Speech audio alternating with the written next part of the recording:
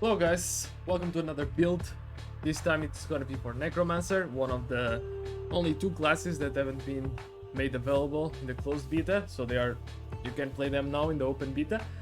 This is something that I haven't tested, but it's something that in theory should work well with what I've chosen. I mean, it's Act 1, right? Anything will probably work, but if you want to avoid that and if you want to just melt everything, this is probably one of the better builds for Necromancer.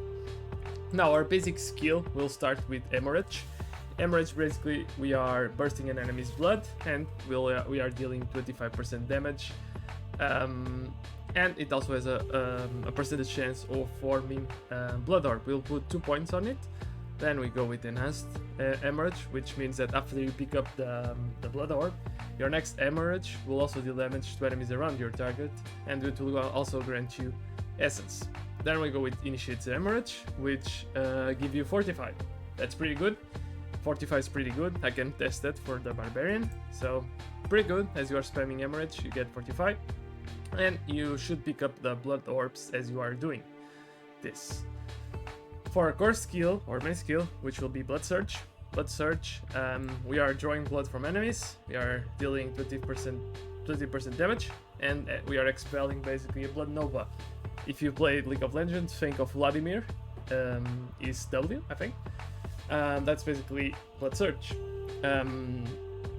This Bloodsurge Nova damage is increased by 10% per enemy drain, so you need to cast this a lot.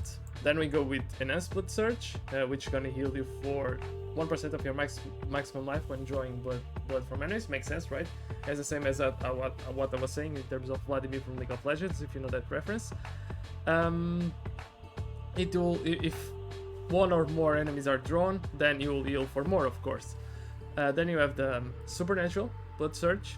Each time that an enemy is hit by the Bloodsurge Nova, you'll be fortified. So you're getting 45 from Bloodsurge and you're getting 45 from Hemorrhage, which is pretty good. We also go with Unleaving Energy, just to give us a bit more essence, which is needed. And then into the macabre part of the tree, we go with Blood Mist, where we are basically same as Vladimir. This build is basically a cosplay of Vladimir from League of Legends. You disperse into the Blood Mist and you become immune for a number of seconds.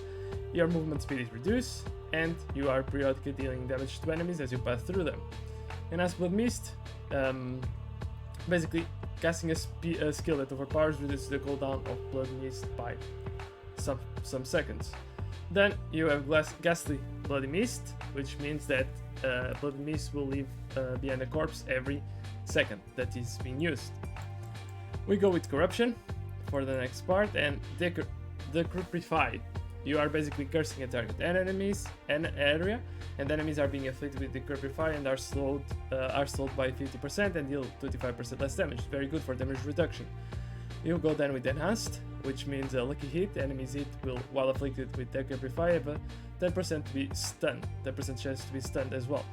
Then you have Orid Decrepify, which means when you or minions, in this case the corpse is left behind by Blood Mist, hit an enemy afflicted with Decrepify, below 10% life, they are instantly killed. It's pretty good. Does not work on bosses, unfortunately. Then on the summoning part, we go to Corpus Tendrils. This is pretty good because we are using the corpses from Blood Mist, so it's correlated inherently. We put 2 points, and with this veins are basically will start bursting out of a corpse that you create with Blood Mist, and it will pull enemies and stun them, while also dealing 20% damage to them. And it won't consume the corpse, which is pretty good. Cool. Enemies who are in range of Corpus Tendrils are then slowed by 50% before being pulled with Enhanced, and then with Blighted, they also have a chance when damage enemies to drop Blood Orbs. It's pretty good. You get Blood Orbs from Hemorrhage and from Corpus Tendrils.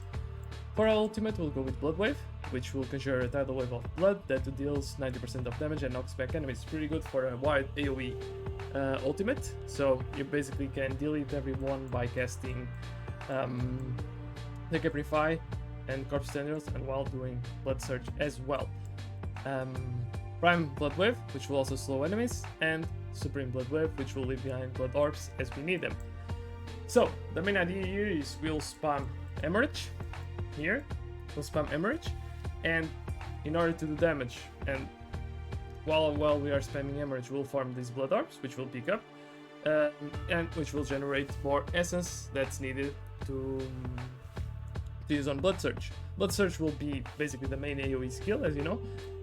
Blood Mist will help with incoming damage, mitigating the damage, and will also make you immune, which is pretty good. While we do that, we also have Decapify, which will curse and slow enemies here, giving additional damage, and of course corpses left behind by the Blood Mist will be used with Corpse Tendrils. You follow that with Bloodwave, which will basically do a ton of AoE damage and basically delete everything. I also highlighted here some aspects that you can look for if they exist in dungeons, otherwise you may need to pray to the RNG gods. You can look out for Grasping Veins. This means this is pretty good for Corpse Tendrils.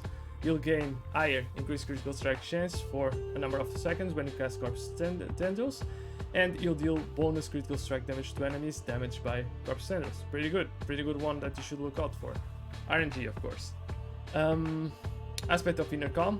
You are dealing percentage increased damage for each second you stand still. It's pretty good. We'll mostly be standing still, casting our skills, so this is a pretty big one. Then we have one for Bloodsurge, which means that for Bloodsurge, Nova echoes again after a short delay, dealing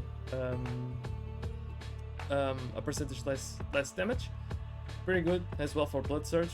Look forward to it in. I think you can get this one on Orfor's Demise on the beta. This is a location for Act 1, so you can get it for sure. So if you don't get it on an item that drops, go ahead and do the dungeon.